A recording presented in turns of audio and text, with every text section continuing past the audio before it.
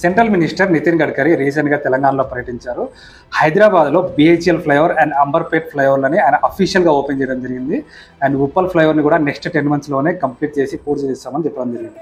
And దీంతోపాటు next 3 yearsలో 2 లక్షల కోట్లని తెలంగాణలో రోడ్స్ అండ్ ఇన్ఫ్రాస్ట్రక్చర్ మీద ఖర్చు చేయబోతున్నామని చెప్పడం జరిగింది.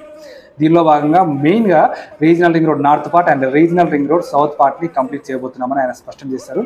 అండ్ దీంతోపాటు 10,000 కోట్లతో హైదరాబాద్ టు విజయవాడ హైవేని 6-way లైన్గా డెవలప్మెంట్ చేయబోతున్నామన్నారు.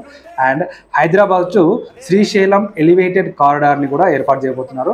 సో దీని ద్వారా 3 గంటల సమయం ఆదా అవబోతుంది. అండ్ సోమశిల సంగమేశ్వర ఐకానిక్ బ్రిడ్జ్ని కూడా ఏర్పాటు చేయబోతున్నట్టు స్పష్టం చేశారు. కృష్ణా నది మీద రాబోయే ఈ ఐకానిక్ బ్రిడ్జ్ని గోపురం రూపంలో ఏర్పాటు చేయబోతున్నారు.